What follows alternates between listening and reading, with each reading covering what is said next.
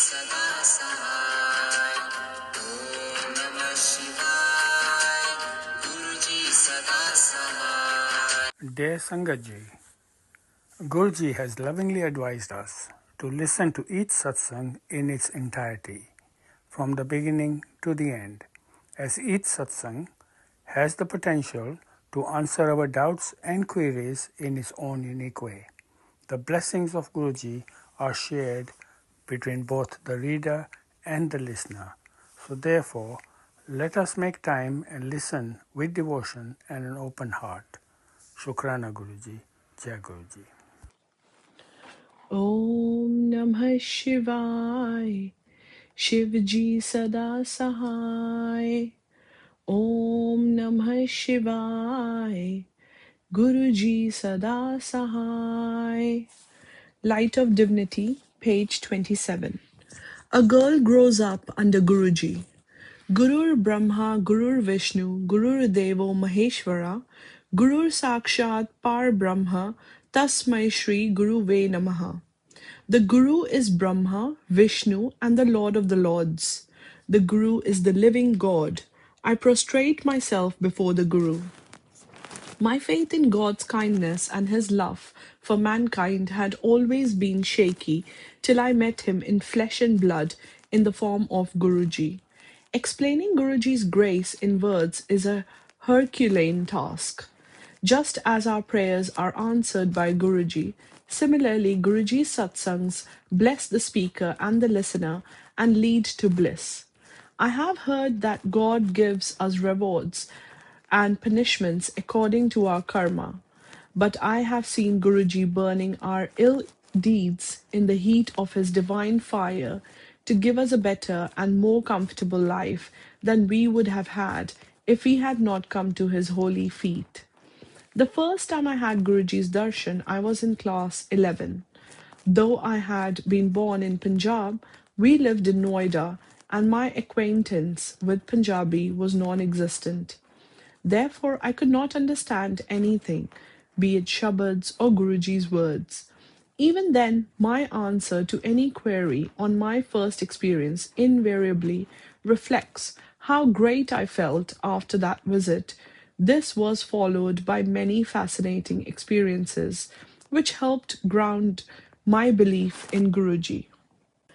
My master's voice speaks through me. On an annual day school function, I was tasked with delivering the opening speech. I had been doing such things regularly, but this time the chief guest was a senior official. My concluding lines had the gathering putting their hands together. I was deluged with compliments as soon as I came off the stage. Every teacher and student, with surprise on their faces, told me that it seemed as if I had transformed while delivering the speech. An even bigger compliment came when the chief guest's address was found to be revolving around my speech. In fact, he reiterated my concluding words as his own conclusion. Everyone found it surprising, but I knew it was Guruji who had done it all. In fact, the moment I had begun my speech, I could sense an energy in me that enabled me to deliver the speech with great punch. Moreover, Guruji was with me in school a number of times, for often I could smell his rosy fragrance, helping me through class 12. When I moved to class 12, academic pressure mounted. One day while giving prasad, Guruji asked me about the subjects I had opted for. I told him I was a commerce student and he started asking me questions about economics. He queried me on credit control. Though I knew the answer, I went blank in front of Guruji and could not answer. Guruji concluded the conversation by advising me to be serious about studies. Though at that moment I was unable to fathom what had happened, during subsequent months I realized that Guruji had done. Guruji's words of caution had me taking special care of economics. This ensured that I was fairly well prepared to face what happened later. For the second half of the session, we had to study that subject on our own since our economics teacher left the school. But Guruji's forewarning had helped me avoid last-minute blues, and I scored 97% in economics. As my board exams were approaching, my visits to Guruji became less frequent, partly due to Guruji's instructions that I study. It was on 13 January, Lodi Day, in North India, that I accompanied my parents and brother to Guruji's place to seek his blessings for my board exams. This visit was expected to be the last before the completion of the exams. Guruji distributed prasad that day and was giving toffees when it was my turn. Though Guruji's instructions in general are that the prasad is to be finished at Guruji's place only, the toffees are an exception. So I had a part of the prasad and kept a part for consumption at a later date. I went to bow to Guruji for taking his leave. When I was about to get up, he took out a photograph and gave it to me, though I couldn't see any photograph packet near him. I was delighted, as Guruji's photo is a prized possession. When Guruji had done that night, started unfolding on our way back. As I was holding the photograph, I realized it was exuding his fragrance. His fragrance came off the photograph throughout my board exams. I used to carry the photograph with me to the exams.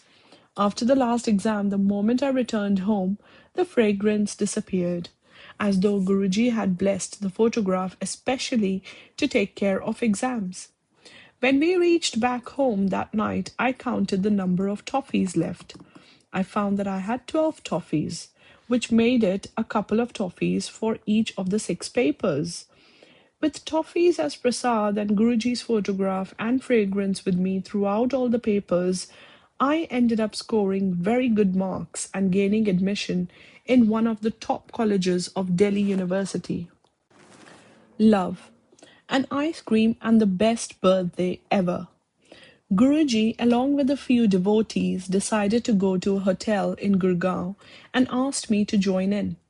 Very shortly, we were at the Bristol Hotel, and I was the one hogging Guruji's special attention, as I was the youngest of the lot.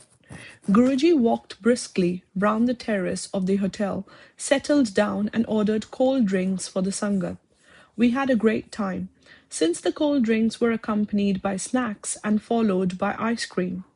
On our way back, while everyone was getting into their respective vehicles, Guruji especially inquired about my whereabouts and saw to it that I was comfortably placed with someone for a drop back at his place. When we reached Guruji's place, Guruji asked me how the experience was. It had been absolutely wonderful. Guruji also asked me whether or not I had ice cream. I had not, since I had a sore throat, and I told him so. He said I should have had the ice cream, since it would have cured my throat. But I found later that those simple words of Guruji had cured my throat anyhow. Since then, I have never had severe throat trouble, which troubled me at least once a year. Guruji's admirable care and affection was again evident on a very special day. We were enjoying Shabads and waiting for Guruji to start distributing prasad. On Guruji's instructions, prasad was brought and kept right next to him. Guruji began distributing prasad from the side where I was sitting. In fact, I was the first to have it on that day. As I went ahead and took it, Guruji sprung a well-kept surprise. He conveyed to me in Punjabi that I should enjoy myself as this was my birthday. No one in the Sangat knew about my birthday, and no one in my family had told Guruji about it. That was my best birthday ever. Guruji doing the impossible. After my graduation from Delhi University, for a short spell I wasn't studying. Then Guruji instructed me to join an MBA course through correspondence from Symbiosis, a premier management institute. I filled in the form and was through with the formalities just in time to get admission in that session. For the examination, I had filled in a South Delhi center as my first preference, since it was closer to our residence. But somehow, when I got my admit card, I found that the examination center allocated was across Delhi.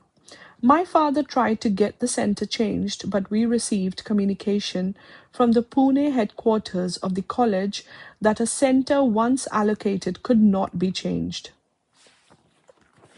Due to exams on successive days, it was impractical to travel a one-way distance of about 45 kilometers daily.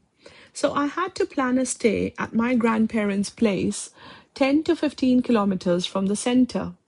The problem was that living with my grandparents at Noida made it impossible for me to have Guruji's darshan. I somehow managed the first exam, but even before the second exam, I was so upset that I began thinking of skipping the remaining exams. I cried as I wished and waited for Guruji's grace to pull me out of this situation. But what happened next was beyond my imagination. As all students were quietly writing the exam, a faculty member of the center turned up and inquired if anyone wanted to switch to an alternative center out of a list that included the one I had tried, for I pounced on the opportunity. After the exam, the faculty member told me that their center was facing a space crunch, due to which this decision had been taken, and he confirmed the change of my center. I thus had the opportunity of visiting Guruji during my exams. Who except Guruji could have forced such a dramatic turn of events? Understanding Guruji's powers is much beyond our comprehension. They confound logic. Once, when the Sangat had assembled at Guruji's, an earthquake occurred. Everyone remained seated, with Guruji in his seat, but as it persisted for more than 8 to 10 seconds, there was some unrest. Sensing this, an initially unmoved Guruji, who had his legs folded on his chair, put his feet down. The reverberations ceased. Yet another time, Guruji had gone to the Bare Mandir with some devotees, including me. At the entrance gate, construction was on, and there was a patch of wet cement. A wooden plank had been placed to facilitate the Sangat's movement. We used it crossover, but Guruji decided to walk through the patch. To our amazement, there were no marks left on the wet cement. When we examined the spot just after, even a finger touch was leaving a mark. Marriage in 15 days. Once in Guruji Sharan, all our troubles and worries are taken care of by Guruji.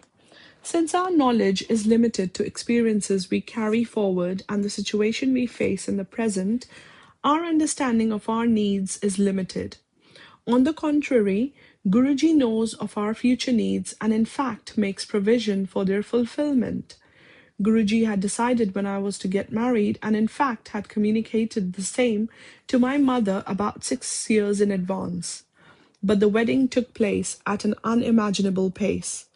In the beginning of April, Guruji suddenly asked my dad if any marriage proposals were under consideration.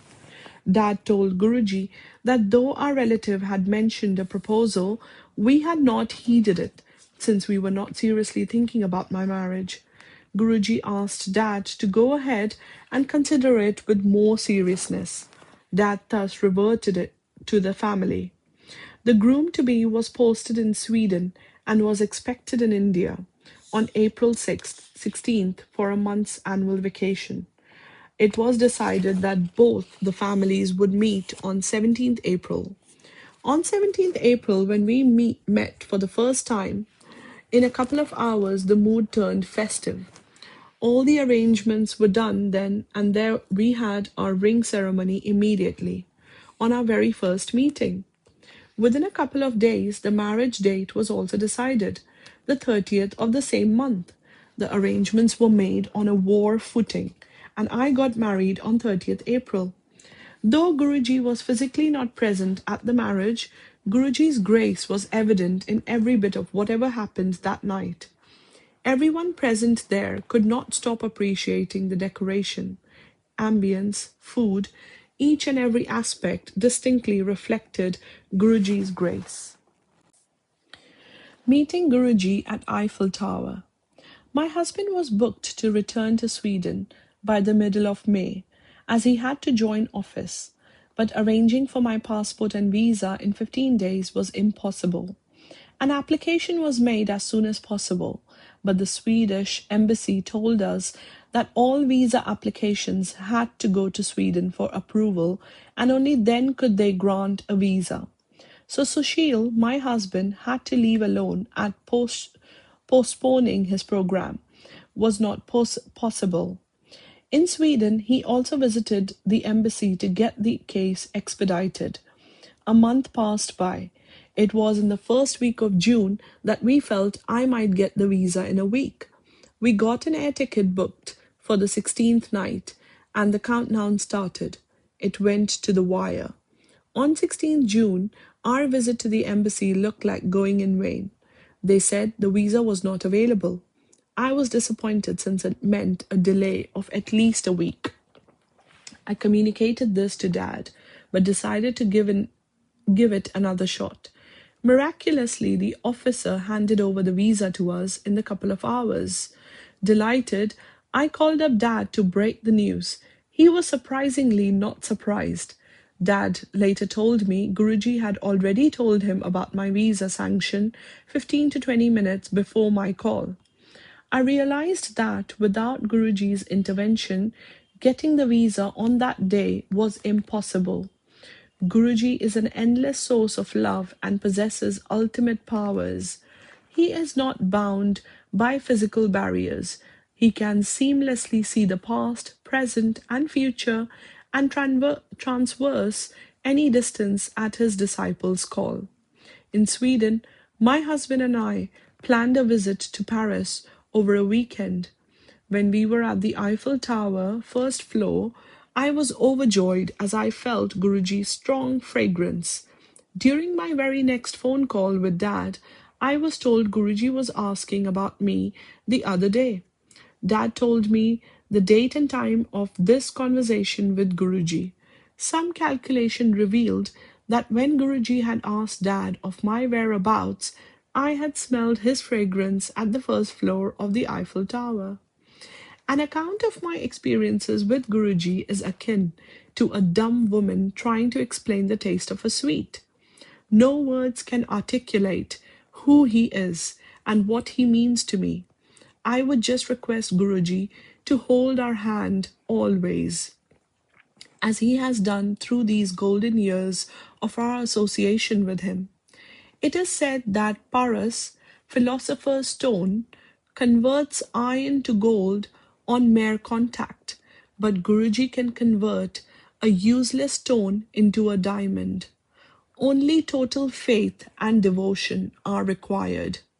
Satsang of Aarti, daughter of R.P. Singla. Om Namah Shivaya, Shivji Sada Sahai. Om Namah Shivaya, Guruji Sada Sahai.